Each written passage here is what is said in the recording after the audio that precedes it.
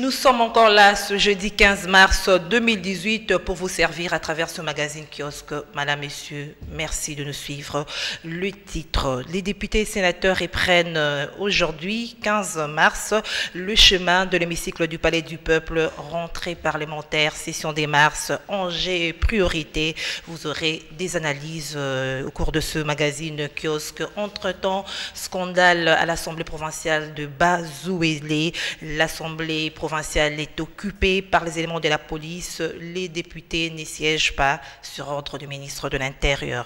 Prévu pour ce jeudi 15 mars 2018, la levée de corps de Rossi Mukendi, activiste pro-démocratie, a été reportée sine die. Des analyses à ce sujet, vous aurez avec nos invités sur ce plateau de kiosque. Entre-temps, la MONUSCO s'est dit prêt à apporter son soutien et son expertise dans la mise en œuvre de recommandations du rapport de la commission mixte sur les violations de droits de l'homme survenues lors de la des marches du 31 décembre et 21 janvier 2018. Madame, Monsieur, nous avons deux invités sur ce plateau. Il s'agit de Fidèle Moussango. Bonjour Fidèle.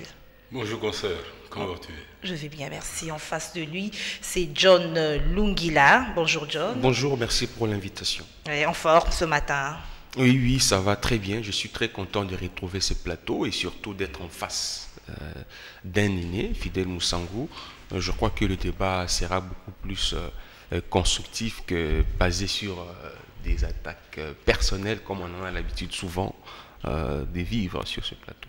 Nous espérons tous. Équipe technique, nous disons donc merci à la grande équipe technique sous la supervision de Romain Makonda, Doudou Montir à la réalisation, Eric Moffé du côté de l'exploitation, Bob Nzambi derrière la caméra. Les titres de journaux. L'agence presse associée a titré ce matin: présidentielle en RDC, l'UDPS ne soutiendra pas la candidature de Moïse Katumbi. Forum des As a mis à sa une avec l'ouverture ce jour de ce qui ressemble à une dernière session parlementaire. La très attendue loi sur la répartition de sièges en vedette. Congo Nouveau a titré session de mars, assemblée, le 2 dossiers chauds attendus. Toujours à sa une, Congo Nouveau parle d'un conflit foncier. Bon, ça c'est un dossier qui concerne Kalouchakala.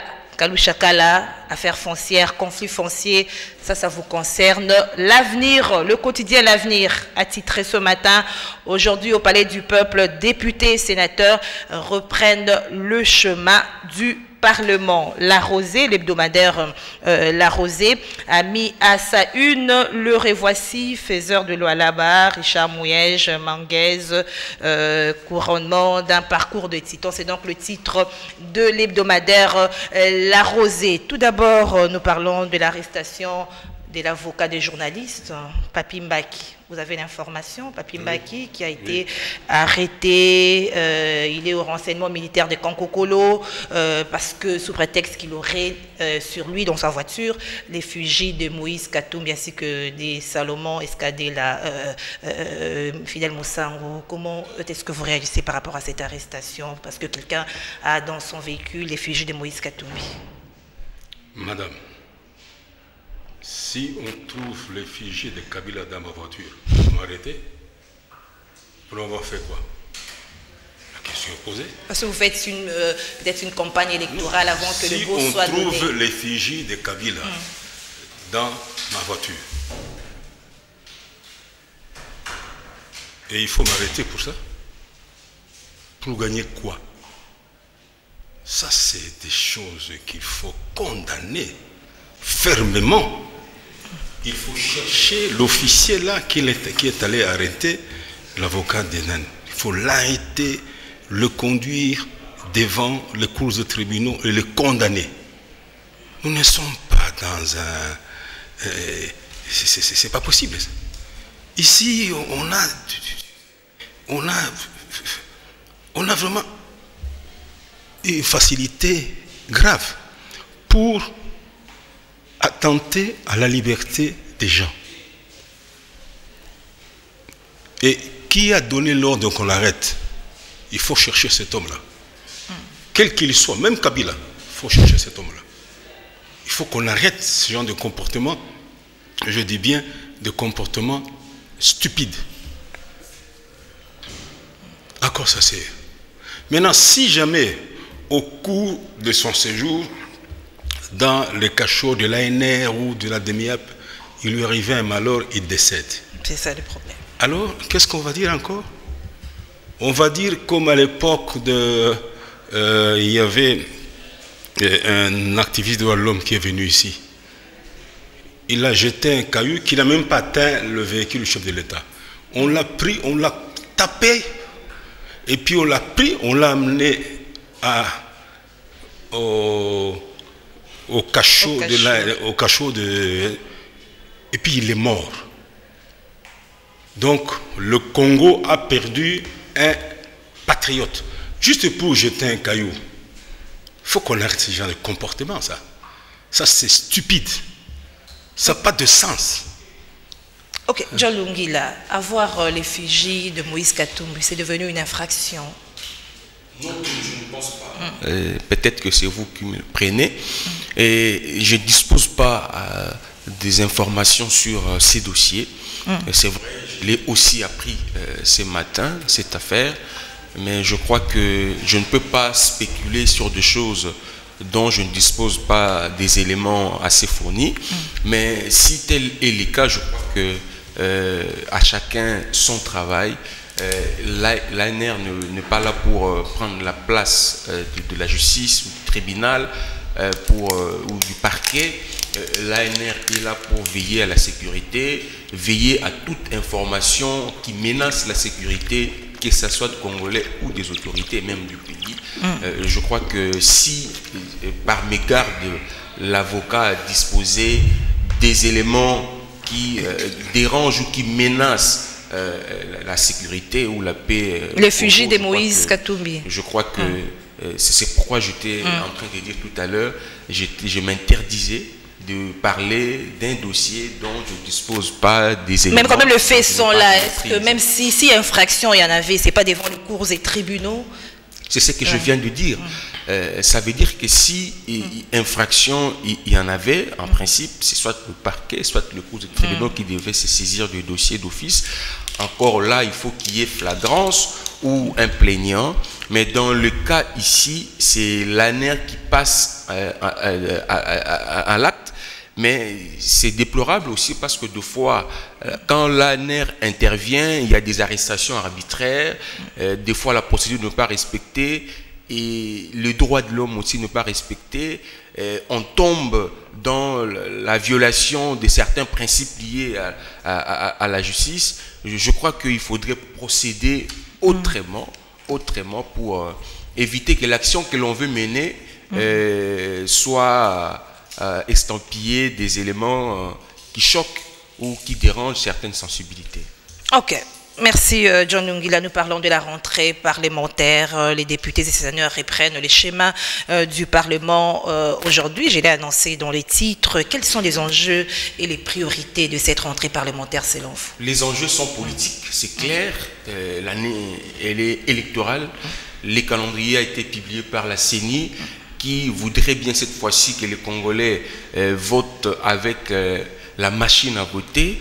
Vous savez beaucoup des difficultés qu'il y a autour de ces processus électoraux.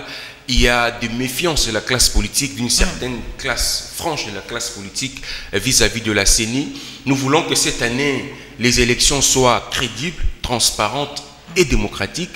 Et donc, c'est une opportunité pour les députés nationaux d'aider les Congolais à vivre l'alternance cette année, d'abord à travers le vote de loi. Il faut une loi pour la répartition de sièges.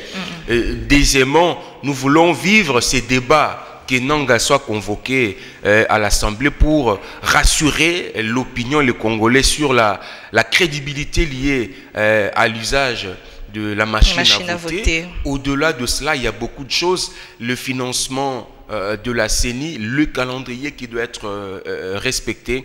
Bref, les députés nationaux ont un travail à faire, une responsabilité, et je pense qu'il ne faudrait pas que nous puissions nous tromper des priorités. Elle est politique, les enjeux sont politiques, et donc aux députés de se mettre en œuvre, parce que cette année, les élections, nous les souhaitons, nous les voulons, l'alternance doit être vécue en 2018 ou rien. Il y a aussi la loi sur les manifestations publiques. La loi n'a pas été promulguée par les chefs d'État après plusieurs années, retournée à l'Assemblée nationale pour examen, à l'Assemblée nationale pour réexamen. C'est aussi une priorité. Mais oui, parce que vous savez que les contestations avec les politiques passent par des organisations de manifestations publiques, soit de marches, soit des villes mortes. Et donc, ce sont des recettes que nous allons consommer en abondance cette année. Et il est tout à fait, il faut prudent que les députés s'en saisissent pour que nous puissions éviter, parce qu'à chaque fois qu'il y a organisation de marche, soit on interdit, soit après il y a des difficultés, il y a des soucis. Je crois que les législateurs doivent maintenant examiner des fonds en comble cette loi pour qu'enfin nous puissions éviter des polémiques inutiles à chaque fois que les uns et les autres voudront bien organiser des manifestations publiques, des meetings, des campagnes électorales. On a parlé tout à l'heure de l'avocat qui venait d'être arrêté parce que, semble-t-il, il disposait des effigies de Moïse Katumbi. Tout cela font partie des soucis parce que nous sommes dans une période, une année électorale. Il faudrait que les uns et les autres sachent leurs limites et leurs responsabilités pour éviter de tomber chaque fois dans l'arbitraire ou l'arbitrage. Est-ce que ce n'est pas dans la logique d'interdiction des manifestations que cette loi a traîné, cette loi sur les manifestations publiques? Est-ce qu'il fallait l'étouffer parce qu'on était dans la logique de ne pas respecter la logique d'information prévue dans la Constitution? Mais vous savez ce qui est vrai aussi, la décision, la mesure prise par le gouverneur, quand bien même que c'était motivé pour des raisons de sécurité, de quiétude, mais ça a aussi préjudicié effectivement le débat autour de ces projets de loi liés aux manifestations publiques. Mais il faudrait aussi dire aux Congolais, parce que à chaque fois qu'il y a de manifestations publiques, on semble toujours mettre en exergue la responsabilité de l'État. On oublie souvent aussi celle des organisateurs. Il faudrait savoir que selon la loi, c'est les organisateurs qui sont pénalement responsables s'il y a des dégâts ou des morts après l'organisation de marches ou de manifestations et consorts. Mais l'État est là juste pour mettre à la disposition des organisateurs des éléments de la police pour l'encadrement, de manière à ce que ceux qui ne sont pas concernés puissent vaquer librement à leurs occupations. Je crois que, j'ose croire que tous ces éléments seront pris en compte pour que la responsabilité et de l'État et des organisateurs soit connue par l'opinion, pour que dans les jours à venir, nous puissions éviter au pays des blessés, des morts, et à la fin de compte, on ne sait plus qui est responsable, qui doit répondre devant la justice, et éviter d'aller toujours dans ces flous juridiques. Oui, Fidèle Moussangou, les priorités par rapport à cette session de mars au niveau du Parlement. Nous étions en train de parler de la loi sur les manifestations publiques. La loi a été, le chef de l'État l'a annoncé lors de sa conférence de presse que ça devrait être une priorité. Est-ce que ça sera aligné cette fois-ci? Madame, parler du mois de la femme ou de l'année de la femme comme priorité, ça on se moque des femmes. Les femmes congolaises sont capables de beaucoup, n'est-ce pas,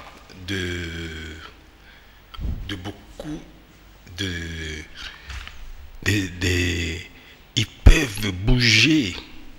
Ils peuvent bouger. Ça n'a pas commencé aujourd'hui. Madame, rappelez-vous à l'époque de Mobutu. Madame Pakassa avait réuni des femmes qui ont marché à partir de l'appelle ça là. On les a tabassés. On les a déshabillés. À l'époque de Mobutu. Maintenant, à la fin, on a dit à Mobutu, mais qu'est-ce que tu as fait? Les femmes congolaises sont capables du pire et des femmes avec Madame Pakassa. Vous oubliez ça. Alors, on ne prendra jamais comment défendre leurs droits pour en faire un problème de... Non. Nous parlions de la loi sur l'examen, de la loi sur les manifestations publiques. Est-ce que ça devrait être une priorité au cours de cette session qui s'ouvre aujourd'hui? Mais cette loi existe. Le chef de l'État l'a promis lors de sa conférence de presse. Mais, maman, bien qu'il a également promis la loi sur le CENSA, qui jusque-là n'est pas encore là. Et il y a... Regardez le comportement de nos dirigeants. Les questions qu'on appelle prioritaires, on les met à côté. On avance des petites questions on appelle terre à terre. Terre à terre. Et l'année passe, et l'année passe. Vous voyez, les femmes congolaises sont capables du pire. Du pire. Et je vous donne l'exemple de Madame Pakassa. À l'époque de Mobutu, elle a rassemblé des femmes qui étaient à la gare, ils ont marché jusqu'au niveau de la BCDC. Et tout d'un coup, un véhicule avec des voyous sont venus taper les femmes, déshabiller les femmes et les ramener. Vous voyez là. Et vous voyez compte. Alors, qu'est-ce que Mobutu avait gagné? Il n'avait rien gagné. Alors, quelles sont les priorités pour cette session, M. Moussa? La priorité pour cette session, c'est de s'accorder sur le nombre de sièges. Ça, c'est la priorité. La répartition des sièges, oui. Sur les sièges. Et il faut un minimum de sérieux pour qu'il n'y ait pas de problème qui favorise les uns et défavorise les autres. Parce qu'on est dans un camp ou dans un autre camp. C'est ça. Vous allez voir. Vous allez voir qu'est-ce qui va se passer. Vous avez vu ce qui s'est passé au Sankourou. Oui, c'est ce qui s'est passé au Sankourou. Nous connaissons le Sankourou. Et tout d'un coup, le Sankourou a eu beaucoup plus de sièges que les autres. Les gens criaient au scandale. Au scandale.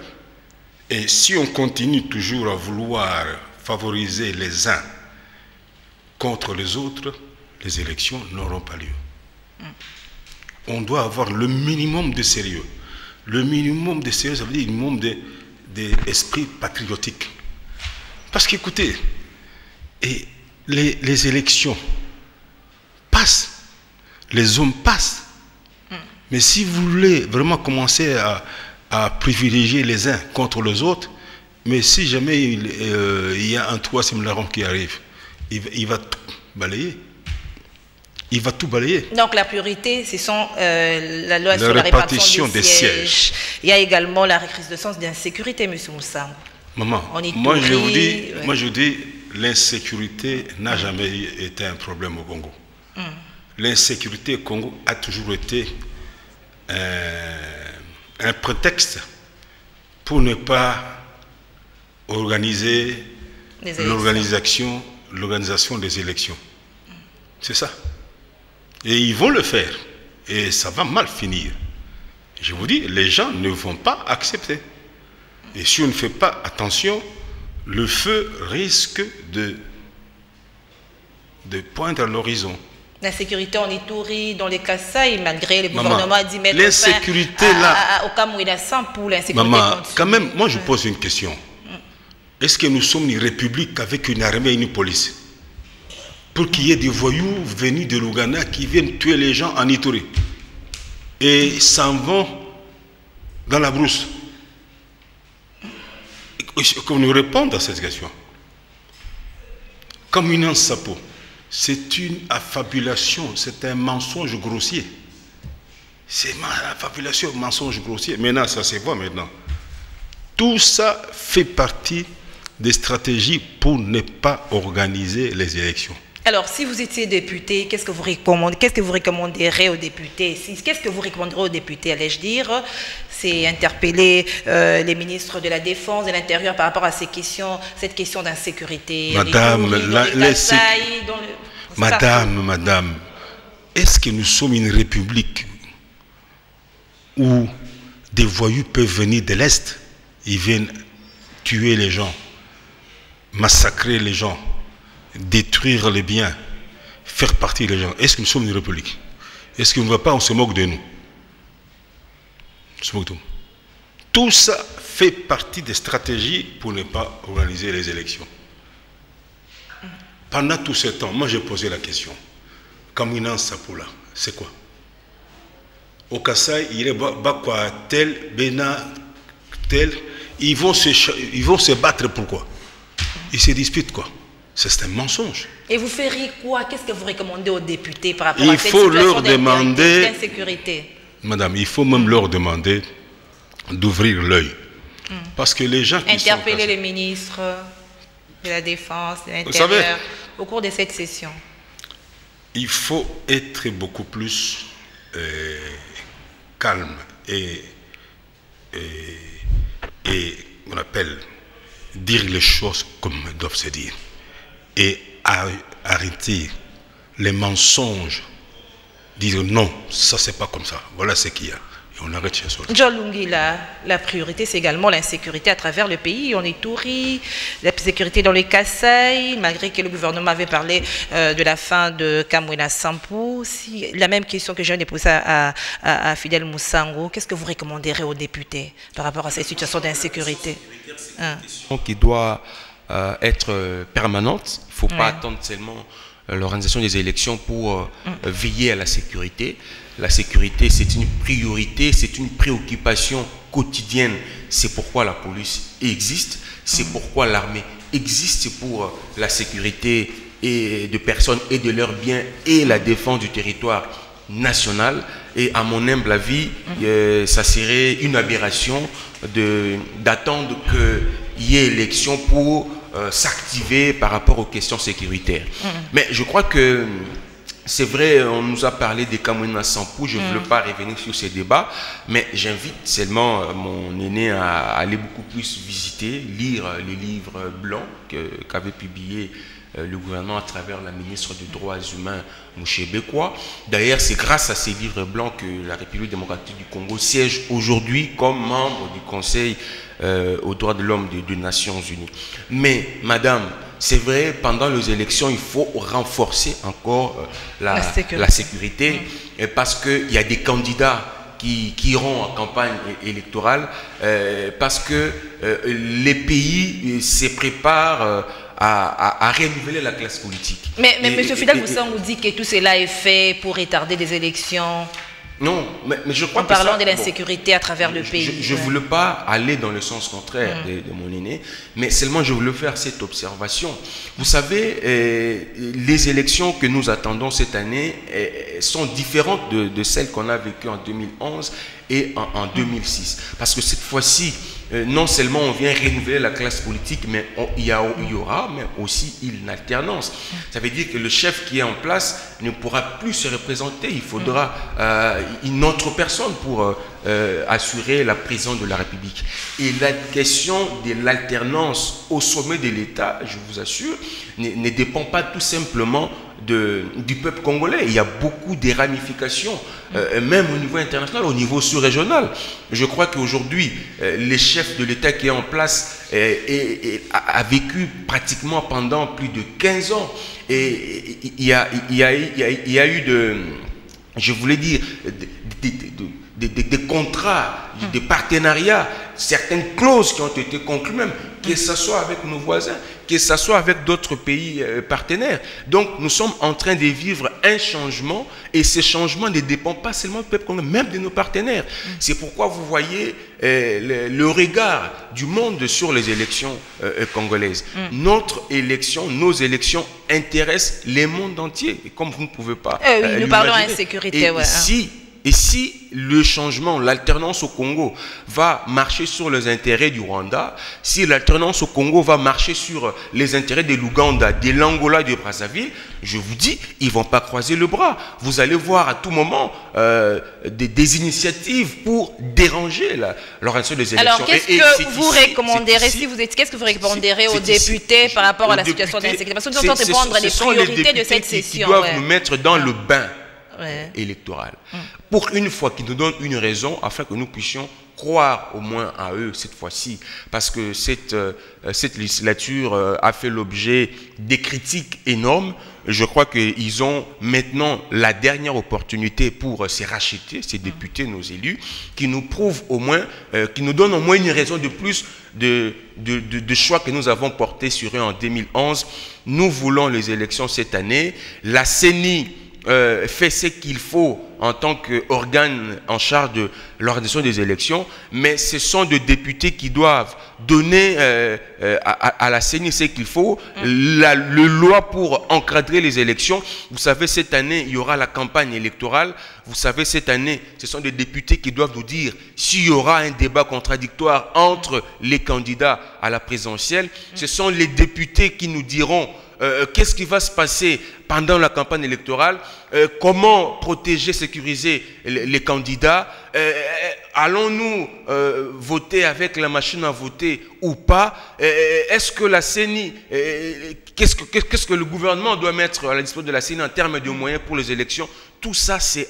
Mais il y a également la question de vaches de cuir, on n'en parle presque plus. Qu'est-ce qui explique ce silence? Parce que le gouvernement avait décidé de cantonner tous ces vaches dans la ferme de Bukarandonzo. Et ce silence-là, qu'est-ce qui explique? Les députés devront également s'atteler sur ce sujet-là, John. Bon, je crois que la question liée à ça fait partie de la question liée à la sécurité alimentaire. Je crois que le travail s'est fait.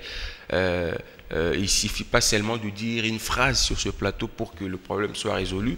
Nous attendons encore plus du gouvernement sur cette question parce que les Congolais qui vivent dans le Bandundu n'étaient pas d'accord avec la présence de ces vaches dans leur village ou territoire.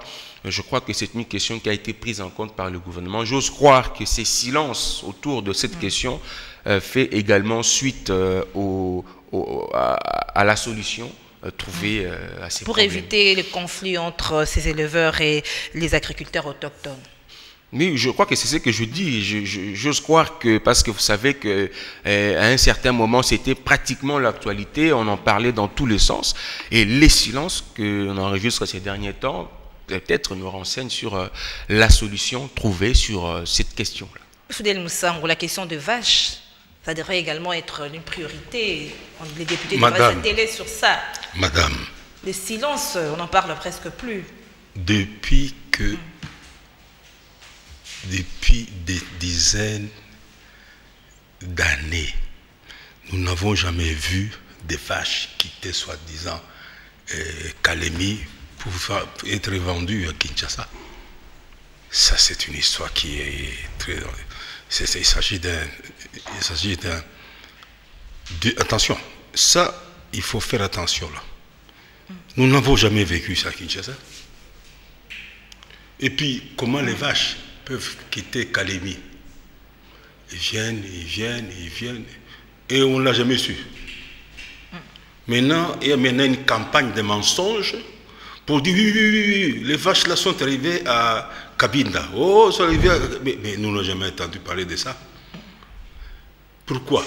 Parce que les tribus congolaises, à partir de Kalemi, sont des gros mangeurs de foufou.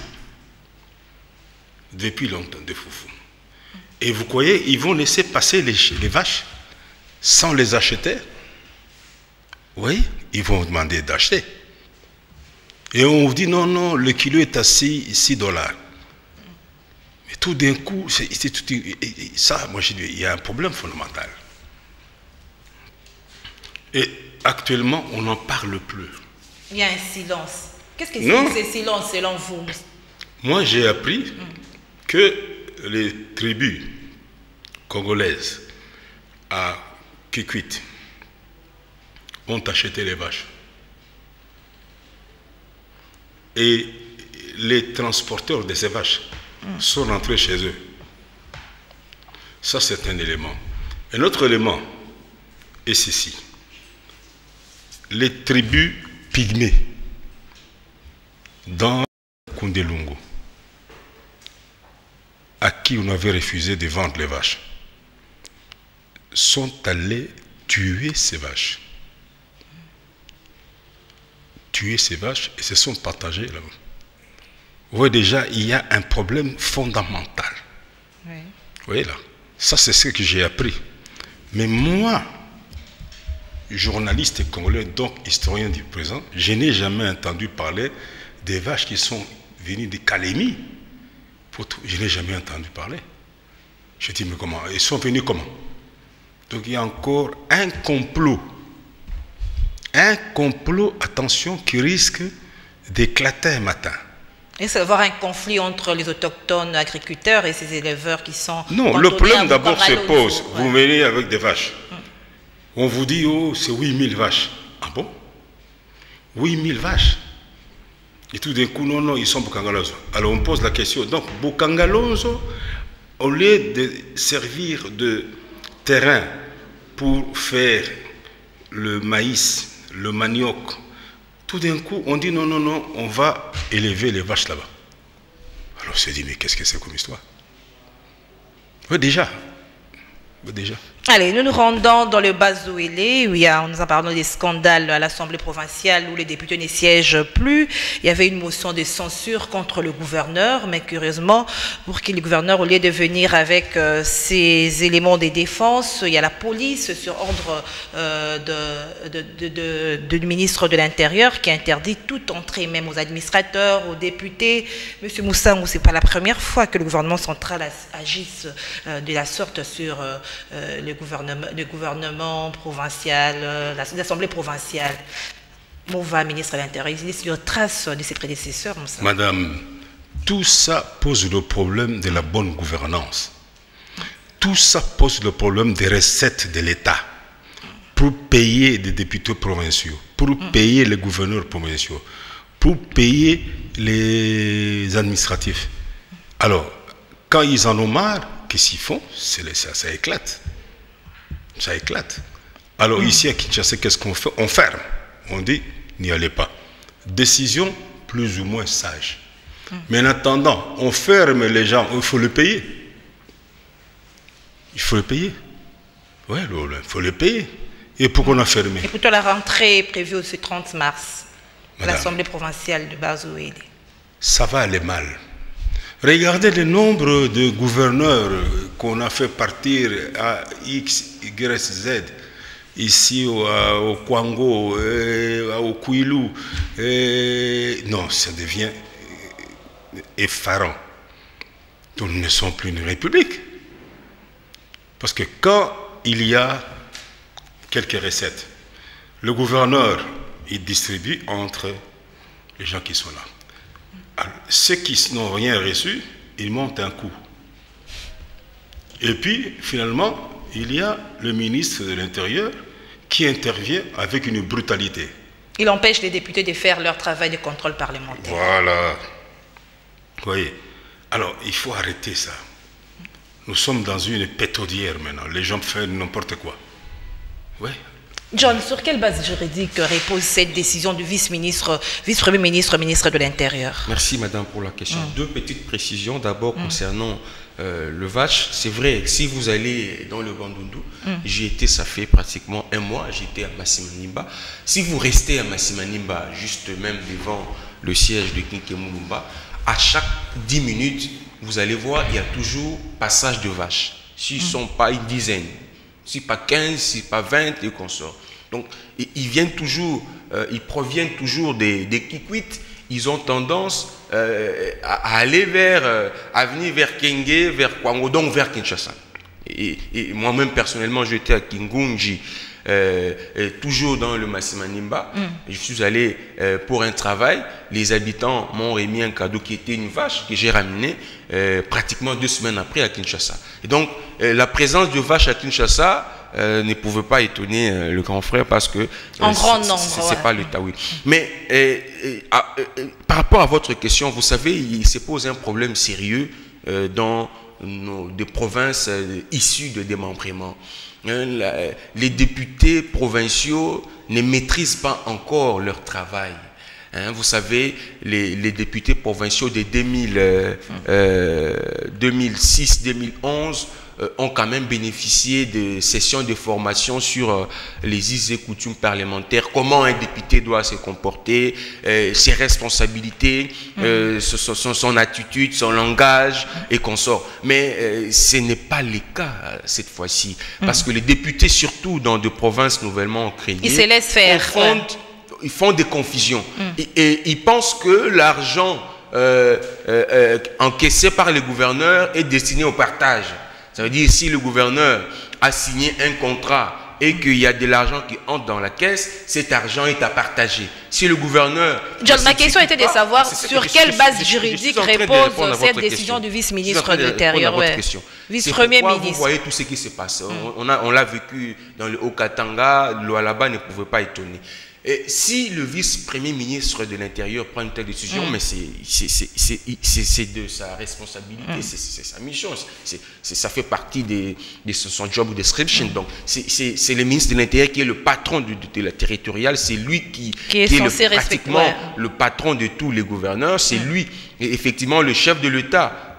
Et y est aussi, mais le gouverneur, le ministre de l'Intérieur est limité à un certain niveau.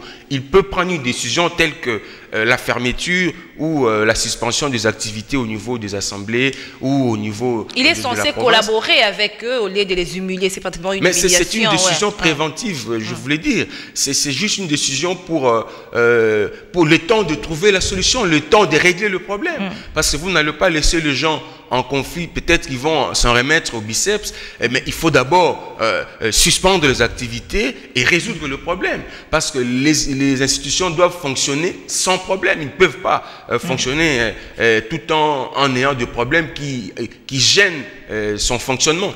Et je voulais terminer en disant, madame, parce que c'est très important. D'abord, par rapport à ce que vous venez de dire, si le vice-premier ministre de l'Intérieur a pris cette décision pour maintenir l'ordre public, c'est ce que vous voulez dire. Mais ce qui se passe ici, par exemple, dans l'Assemblée nationale ou au Sénat, où il y a également aussi de bagarres, pourquoi il n'intervient pas pour fermer aussi l'Assemblée nationale, fermer le Sénat? Non, ça se passe plus vrai, au niveau des assemblées provinciales. Ma tête à paume à l'époque n'était pas en odeur de sincérité avec Aubin Minakou, le président de l'Assemblée. Mais c'était un conflit qui ne gênait pas le bon fonctionnement des institutions. Vous voyez, et il y a eu bagarre à l'Assemblée nationale, oui c'est vrai, mais ça n'a pas empêché ou gêné le fonctionnement de l'Assemblée nationale. Mais ici, nous sommes en train de vivre un problème qui existe et qui gêne le bon fonctionnement des institutions, d'où le ministre est obligé d'intervenir. Je voulais terminer par la session de mars qui reprend aujourd'hui, parce qu'il y aura des candidats, des gens qui ont des ambitions, des députés, d'être président de la République. Ce sont les députés qui doivent nous dire qui doit être candidat président de la République. Quels sont les critères pour être candidat? Aujourd'hui, il refait surface la question liée à la nationalité. Certains estiment que c'est un faux débat. Non, la question sur la nationalité n'est pas un faux débat. C'est un débat, nous devons en parler maintenant parce que les Congolais vont se choisir un président de la République. Et la loi fixe les conditions pour toute personne qui veut être candidat à la présidence de la République. Ce n'est pas une fonction qui est ouverte à tout le monde. Il y a des critères et la loi, la Constitution est claire à ce sujet. On doit éviter de faire la on a tendance, Fidèle Moussangou, que les gouvernements centraux ont tendance à protéger les gouverneurs au détriment des députés provinciaux. Vous savez, il y a qui sont empêchés de faire leur travail de contrôle parlementaire. Mais c'est un problème de fond, des recettes qui n'arrivent pas. Et les gouverneurs sont incapables de se mettre en règle avec les administratifs, les ministres provinciaux, tout ça. Alors c'est chaque fois des tiraillements et puis chaque fois toujours non, vous êtes ici mais le gouverneur là il vient de recevoir autant de... et ça commence toujours. Alors pourquoi ça? Parce que on dit gouverner c'est prévoir. Oui. Le gouverneur d'ici doit savoir que d'ailleurs qu'on regarde bien les recettes, je prends l'exemple du Kwango ici. Kwango produit que les recettes. Puis les recettes. Les maniocs vendus au marché. Et ça va faire quoi? Le Kwango ici. Vous allez par exemple au Sankourou. D'abord il est enclavé. Il n'y a rien pour dire. Alors, et c'est ça le drame. On a fait ce découpage territorial avec une idée très mauvaise de bloquer les élections. C'est ça. Sachant très bien que ça ne va pas marcher. Et nous sommes déjà là. Nous sommes déjà là. Je vous dis que ça va aller mal ici. Moi, je vous dis qu'il n'y aura pas élection. Déjà, vous savez qu'ici, le régime est en train de chercher des poux sous la tête d'un certain Moïse Katumbi. En oubliant que, en le traitant d'étrangers, mais ici, nous avons des gens qui posent des problèmes de nationalité. Nous avons ça. Le groupe là, des Katumbistes, ils ont fait un dossier qu'ils vont déposer. Ils vont déposer à la Cour internationale de la justice, à la Cour des droits de l'homme de l'Union européenne, et ça va coûter cher. Ça sera une honte pour le Congo. Ah, vous dites, lui, il n'a pas congolais, mais tel. Voici, voici, voici, voici. Vous allez dire quoi? Et on vous dit, voici, voici. On cherche toujours à faire du mal là où il n'en est pas un. Moi, je ne cite pas de noms. Moi, je connais des gens qui ne sont pas congolais, ni de père, ni de mère. Il ne faut pas citer, nous prenons le dernier sujet, c'est la levée du corps de l'activiste pro-démocratie Rossi Mukendi. C'était prévu aujourd'hui, John, hein, mais il y a eu interdiction de la famille, des amis d'accéder à la morgue de l'hôpital général et à la cour parce qu'on devait faire encore une autopsie par rapport au décès, de la mort de Rossi Mukendi. Je crois que nous avons tous demandé l'autopsie, parce que ce n'est pas une mort ordinaire de Rossi. Il faudrait qu'après que les uns et les autres s'expliquent. Parce que, vous savez, on dit balle à caoutchouc, balle réelle. Il n'y a que l'autopsie qui peut bien nous éclairer. Qu'est-ce qui sera encore dit? Est-ce qu'il faudrait faire parler le cadavre? Qu'est-ce qui sera encore dit par rapport à ces balles? Décider de l'enterrement aujourd'hui sans faire l'autopsie, ça va pratiquement désorienter l'enquête.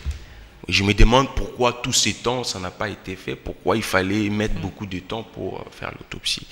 Alors, j'ai appris que la raison principale, c'est que les uns ne sont pas prêts, parce qu'il faut faire l'autopsie d'abord, pendant que le calendrier des obsèques prévoyait la levée du corps aujourd'hui. Je crois qu'on c'est encore torturer la famille, hein, torturer moralement la famille. Effectivement, je comprends la peine de la famille, mais je crois que c'est important pour que le Congolais sache de quoi était-il mort, et puis s'il s'agissait d'une balle à caoutchouc, d'une balle réelle. Je termine en disant ceci, madame, je m'adresse ici à mon aîné.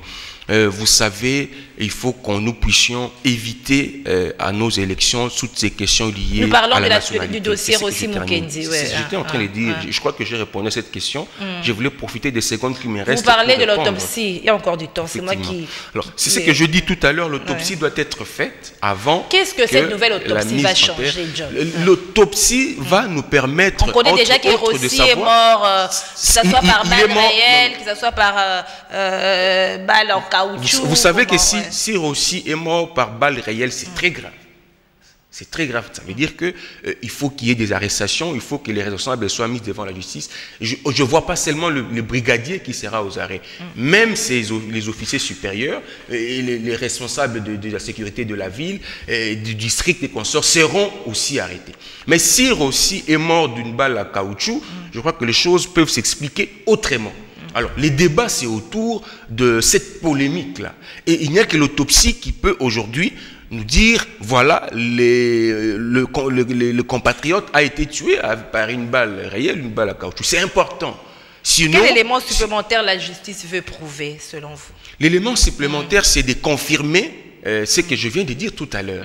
Mais il faudrait que la justice travaille en collaboration avec la famille. Il ne faudrait pas que d'une part, la famille s'organise et d'autre part, la justice fait comme si Rossi était issu d'un arbre. Non, c'est là où le problème se pose. Je crois que si la démarche, c'est pour laver l'image du pays, la justice et des officiers, et même rassurer la famille qui est choquée, inquiète, je crois qu'il faudrait procéder autrement, associer tout le monde.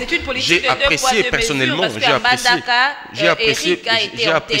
personnellement l'approche de Mouchebe, quoi. Aujourd'hui, nous tous, nous parlons du rapport de la commission mixte, qui a mis pratiquement ensemble tous les experts qui ont travaillé et produit les résultats, et un rapport qui aujourd'hui met à l'aise tout le monde. Alors, il faudrait que la justice aussi fasse la même chose dans l'affaire Osile, pour éviter, non, la famille est marginalisée, la famille est mise à côté, pendant que c'est eux qui sont beaucoup plus le premier. Mais pour Eric Abandaka, il n'y a pas eu d'autopsie. Bon, je crois que je n'ai pas assez des éléments à ce sujet, mais madame, s'il vous plaît, permettez-moi, je vais dire ici à mon aîné. Vous savez, la loi définit les critères pour toute personne congolais qui veut être candidat président de la République. Si vous êtes conscient que vous n'êtes pas congolais ou vous ne remplissez pas les critères, peu importe votre influence, ne venez pas créer les troubles. Ne venez pas créer les troubles. C'est vrai qu'Katumbi a travaillé avec des gens qui connaissent mieux Katumbi que ceux qui ont travaillé avec lui. C'est vrai, nous condamnons le silence enregistré pendant que l'homme était gouverneur. Mais aujourd'hui, mieux vaut tard que jamais, et ça nous intéresse. Si on nous dit que l'homme n'est pas congolais, l'homme ne peut pas être candidat président de la République, on ne peut pas faire sourd oreille. On ne peut pas justifier, le justifier par le silence de la majorité. La loi est là, on doit respecter la loi. Il ne faudrait pas que... Merci, nous parlons de la levée du corps de Rossi Mukendi, qui a été reportée Sinidie. La levée devait se faire aujourd'hui, jeudi 15 mars 2018. Est-ce que c'est parce que le comité des laïcs catholiques avait prévu une messe vendredi, le jour de l'enterrement, qu'on a reporté pour éviter qu'ils puissent en profiter et mobiliser ce jour-là? Qui peut profiter de l'enterrement d'un Congolais pour créer des troubles? La question que se pose. Tout le monde sait que Rossi Mukendi a été assassiné. Ça, il ne faut pas cacher. La preuve, on est en train de tourner autour du pot, oh, demain, après-demain. On sait que le Rossi a été assassiné. Et quand on parle de barres en caoutchouc, ça c'est la vaste blague. Il a été assassiné. C'est comme la fille de Kitambola. On l'a abattu à bout portant. C'est comme Tungulu, Armand Tungulu. On l'a abattu. Et il est allé mourir au niveau de la... on appelle ça...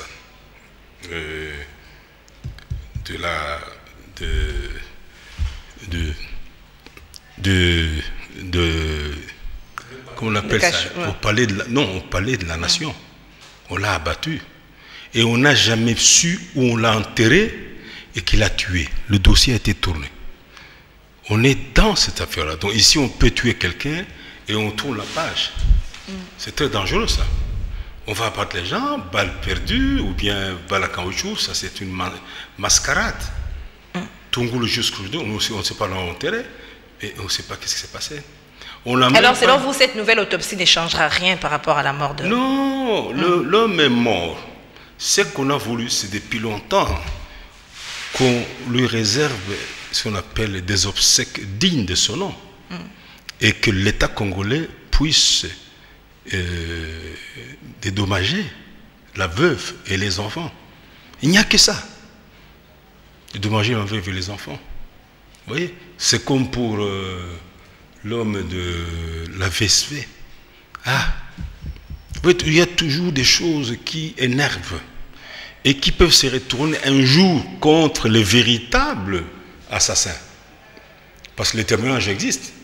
Allez, moi j'étais à Dakar en 2012.